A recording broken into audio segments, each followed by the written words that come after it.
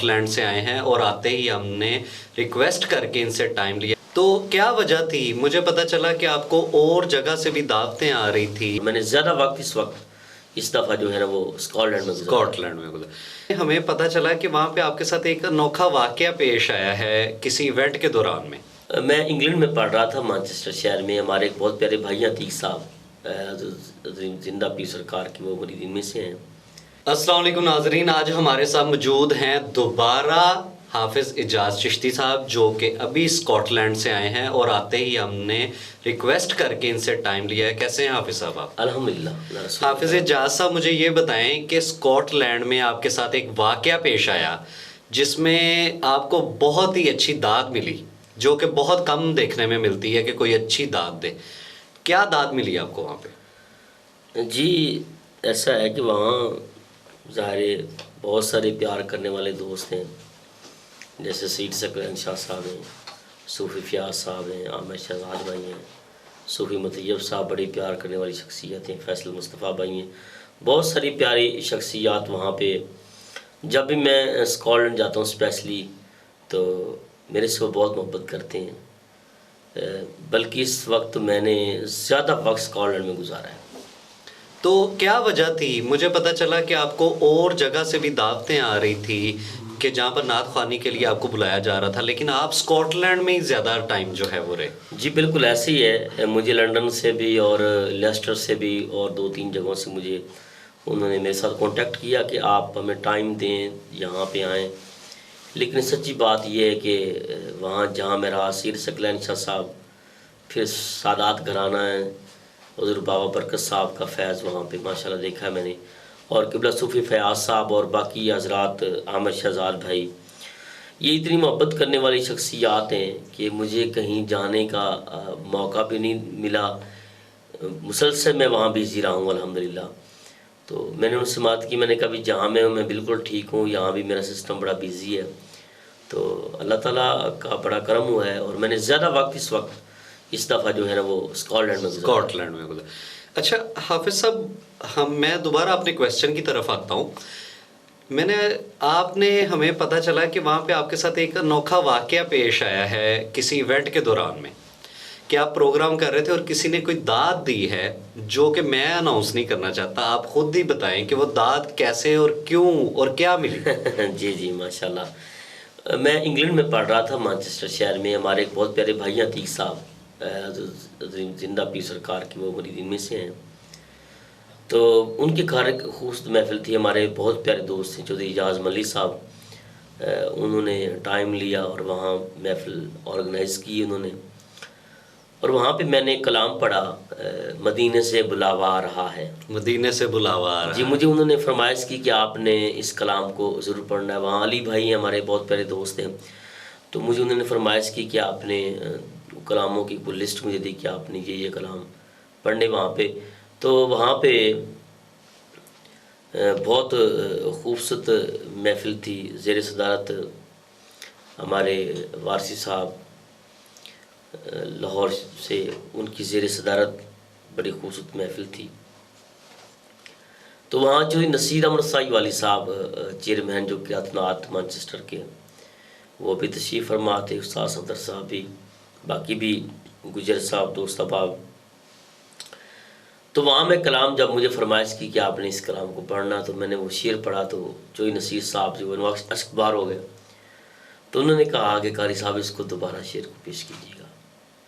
میں نے جب پڑھا تو انہوں نے کہا آپ ابھی سے میری طرف سے آپ کو عمرہ شریف کا ٹکٹ ہے، آپ جب چاہیں جتنا بھی وہاں خرچہ ہوگا وہ میری طرف سے ہوگا. ہوٹل کے ایکسپینس اور آپ کے وہاں پہ ٹریول کے ایکسپینس سارے انہوں نے اٹھانے تھے. جو بھی مطلب عمرہ شریف کا جو پیکیج تھا نا جی وہ سارا انہوں نے کہا کہ آپ ہماری طرف سے جائیں گے انشاءاللہ تعالیٰ، جو بھی ہو جس طرح کی آپ رہائش چاہیں، جیسے جہاں رہنا چاہیں، تو آپ کو ہماری طرف سے. یہ حضور کی نعت کا اعجاز ہے. اور جو عاشقان رسول ہیں، حضور سے محبت کرنے والے ہیں، ظاہر جب عاشق مچل جاتے ہیں تو پھر جو حضور کے عشق میں، ابھی وہ جب میں نے وہ شعر پڑھا نا تو ایک کیفیت سی بن گئی محفل پاک میں.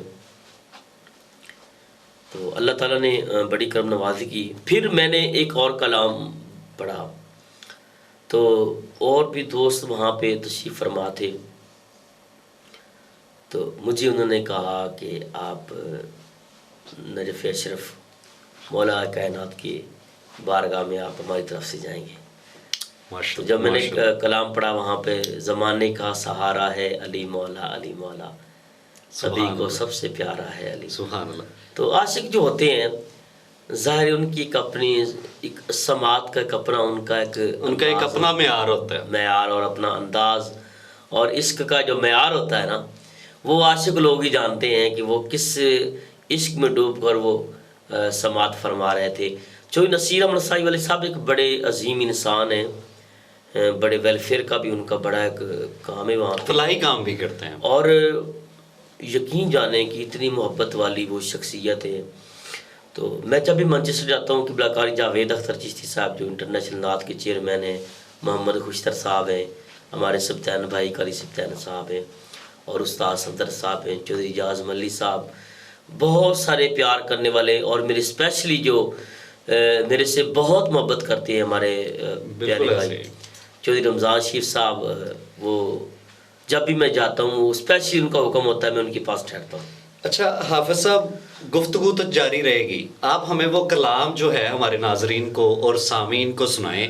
جی جی. جس کلام کی وجہ سے اتنی بڑی داد ملی. جی جی. اور داد ہی سب سے بڑی چیز ہوتی ہے.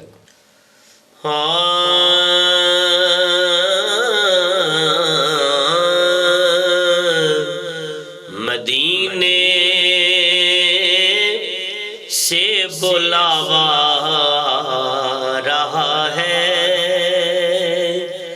مدینے سے بلاوا آ رہا ہے، میرا دل مجھ سے پہلے جا رہا ہے. سبحان اللہ، سبحان اللہ. میرا دل مجھ سے پہلے جا رہا ہے، یہاں مرضی نہیں چلتی کسی کی،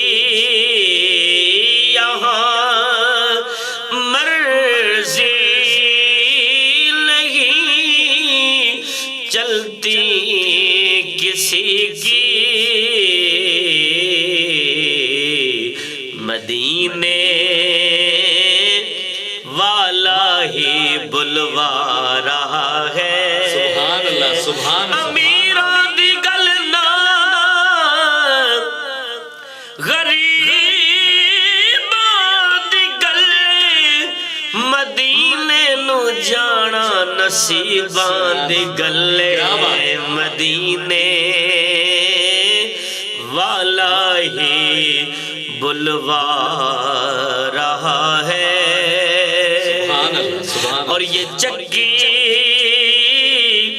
سیدہ کی چل رہی ہے، یہ چکی سیدہ کی چل رہی ہے. زمانہ جتنا لنگر کھا رہا ہے،